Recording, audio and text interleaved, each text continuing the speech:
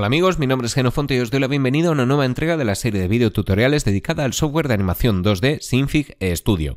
En el capítulo de hoy vamos a ver algunas de las herramientas que me quedaba por mostraros en esta zona de aquí de la izquierda, en concreto las splines, que son muy importantes. Al mismo tiempo, y para comprender cómo funcionan, vamos a repasar las utilidades de esta zona de aquí, las herramientas que tenemos para transformar nuestros dibujos y las opciones de modificación de cada uno de los dibujos que se guardan en este panel de aquí abajo. Así que, como veis, necesitamos controlar todas las herramientas que pone a nuestra disposición Synfig para controlar estos splines, que no son más que la herramienta para crear los dibujos más exactos y más complejos de la que disponemos en este programa. Así que es una de las más importantes. Este es un capítulo también bastante trascendente dentro del vídeo manual. Vamos a empezar a dibujar con estos spline. Ya veis cómo al hacer clic sobre la herramienta de spline ha aparecido aquí en este panel las herramientas de creación de splines y una serie de opciones que os voy a mostrar a continuación.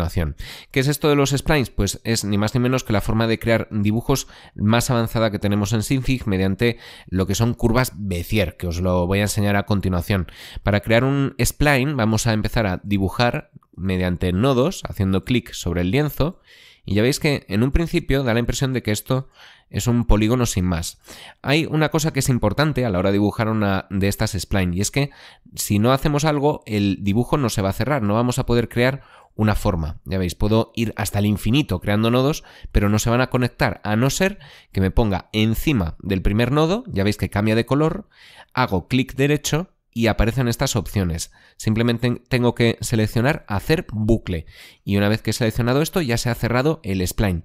A partir de aquí todavía no tengo creado ningún dibujo. Lo que tengo que hacer es irme a esta zona de aquí para seleccionar las opciones. Puedo ponerle un nombre, vamos a ponerle spline prueba. Vamos a corregir por aquí. Así, spline prueba. Tengo diferentes tipos de capa. Esto es muy importante y hay que comprenderlo bien también. Tenemos la capa de región, la capa de borde y la capa de borde avanzado. También tenemos una capa de planta y una capa de gradiente. Estas dos las veremos más adelante. De momento nos vamos a quedar con estas tres, que son las más importantes. En esta zona de creación de spline también disponemos de las opciones de composición, de opacidad, tamaño del pincel, etcétera, para que nuestro dibujo quede a nuestro gusto. De momento nos vamos a quedar con estas tres y ya veremos cómo funciona el resto. A partir de aquí, una vez que hemos seleccionado estas tres herramientas, estas tres formas de capa, vamos a apretar este botón de aquí abajo para hacer spline. Hacemos clic y, como veis, se han creado 1, 2 y 3 capas diferentes, correspondientes a la región, al contorno y al contorno avanzado. Cada una de ellas tiene sus características y son diferentes, así que vamos a ir poco a poco para ver cómo funcionan. Vamos a empezar a jugar un poquito con estos nodos que tenemos aquí, porque de momento esto parece un polígono, ¿verdad? Pero si hacemos clic en uno de ellos, vemos que aparecen estos tiradores para crear curvas Bézier. Si queréis saber con un poco más de detalle qué es esto de una curva Bézier, os recomiendo que os metáis en el blog, donde os enseñaré más en profundidad de qué se trata este asunto de las curvas Bézier. De momento, con lo que os tenéis que quedar es que estos tiradores sirven para ensanchar el ángulo o para cerrar el ángulo, de forma que podemos conseguir una línea recta o una curva, y este tirador central sirve para estirar la curva o para encogerla.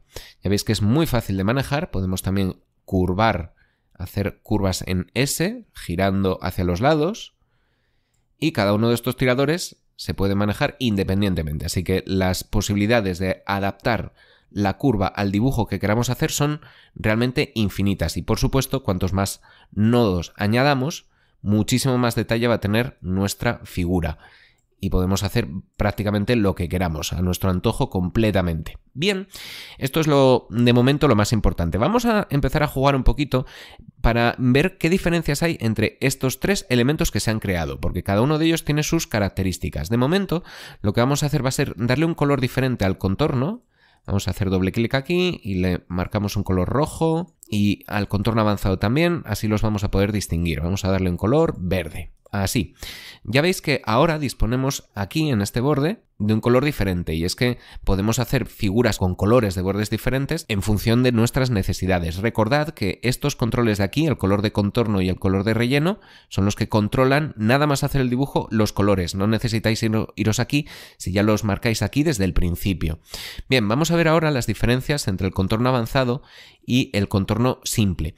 Son bastante sencillas de entender. Si marcamos aquí este botón de tiradores de espesor, vamos a ver cómo funciona el contorno normal. Parece que no ha pasado nada, pero si desmarco, veis, fijaos en esta zona, en los puntos naranjas, cómo aparece un nuevo punto que está debajo del nodo de control. Bien, vamos a jugar con él. Ya veis cómo ahora aparece un marcador de píxeles con el que vamos a poder jugar con el espesor. Ya veis que el color rojo, que era el que había marcado para el contorno normal, se ensancha. ¿Veis? Dentro de cada uno de los nodos. Esto es lo que caracteriza a los contornos simples, a diferencia de los contornos avanzados que veremos a continuación. Vamos a seguir tirando para transformar un poquito. Ya veis que el trabajo se hace muy sencillo, así. Simplemente tenemos que pasar el ratón por encima hasta que aparezca la medida en píxeles para poder ensanchar a nuestro gusto. Así y así. Bien, este es el contorno simple. Vamos a ver ahora el contorno avanzado porque tiene una diferencia bastante notable. Si nos vamos a la capa del contorno simple con este botón de aquí marcado, el de tiradores de espesor, ahora vamos a ver que no aparecen en principio estos tiradores que veíamos antes. Vaya, vaya. Lo que tenemos aquí son unos tiradores de otro color, aquí los veis, que son independientes de los tiradores principales. ¿Y qué tiene de interés esto? Que podemos moverlo a nuestro gusto a lo largo de toda la figura, sin necesidad de crear un nuevo nodo. Así que son muy prácticos para tener todavía más control sobre la imagen. Ya veis, puedo estirarlo a mi gusto y jugar con él como yo quiera, y moverlo a lo largo de la figura. Puedo cerrar el contorno y hacer que la imagen tenga un ancho diferente en uno de los lados, y puedo moverlo a mi gusto a lo largo de toda la figura. Ya veis cómo el trabajo se hace bastante sencillo si lo controlamos bien. Así que aquí tenemos los dos tipos de contornos con los que podemos jugar.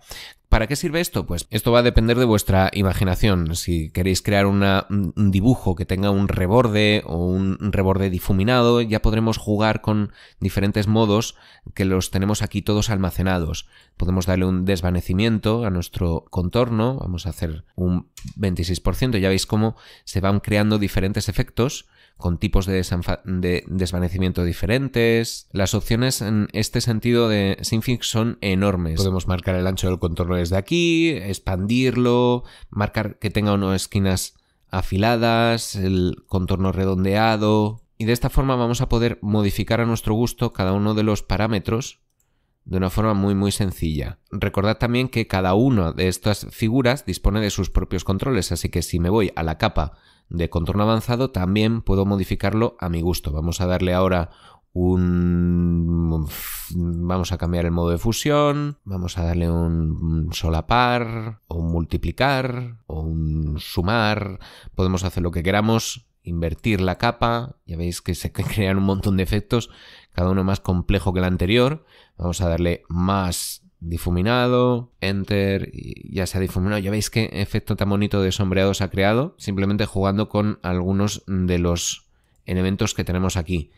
Podemos marcar un ancho de contorno diferente, expandirlo, y así vamos creando pues sombritas. Esto, tener en cuenta que es una herramienta que sirve para dibujar, pero que todo esto se puede parametrizar en nuestra animación creando los correspondientes fotogramas clave. Por cierto, en relación con el asunto de los fotogramas clave, tengo que agradeceros a los que habéis hecho comentarios para hacer algunas observaciones y algunas correcciones sobre lo que decía en mi anterior vídeo relacionado con los fotogramas clave y el concepto de waypoint y fotograma clave. De esto también hablaré en la entrada correspondiente de este vídeo, que podréis encontrar haciendo clic en la zona de descripción. Dejaré el enlace para que podáis meteros en el blog, y ahí dejaré bien claro cuál es la diferencia entre waypoints, fotogramas clave, que en el anterior vídeo pues no quedaba claro del todo. Tenéis razón los que lo habéis comentado, así que lo voy a intentar aclarar. De todas formas, a lo largo de los siguientes capítulos tampoco haré mucho hincapié en la diferencia entre waypoint y fotograma clave, así que probablemente hable indistintamente de unos y otros. Tenéis que perdonarme esto, pero es de formación debido a la costumbre que tengo de trabajar con editores de vídeo convencionales, no con editores de este tipo de animación. Así que tenedlo en cuenta y pasaros por el blog para comprender todos estos conceptos que son importantes. Bien, en relación con los splines, ya poco más me queda que decir. Ya veis que se trabaja muy fácilmente con ellos y se pueden conseguir efectos realmente complejos con muy poca complicación, no son demasiado difíciles de controlar. Y lo único que vamos a necesitar es intentar tener práctica en el dibujo con estas curvas Bézier. Al principio pueden ser un poco raras, pero una vez que te acostumbras a ellas resulta bastante cómodo y es muy sencillo dibujar con ellas. Recordad también que haciendo clic derecho nos van a aparecer siempre más opciones para poder desconectar, para poder eliminar puntos. Vamos a insertar un elemento, aquí lo tenemos. Podemos hacer un montón de cosas también. Tenerlo en cuenta, vamos a hacer aquí, por ejemplo, un insertar elemento, ya veis cómo aparece un elemento nuevo. Podemos también eliminarlos, borrar elemento. Siempre haciendo clic derecho vamos a poder modificar nuestra figura a nuestro gusto. Borrar elemento, vamos a cargarnos este también, fuera de aquí.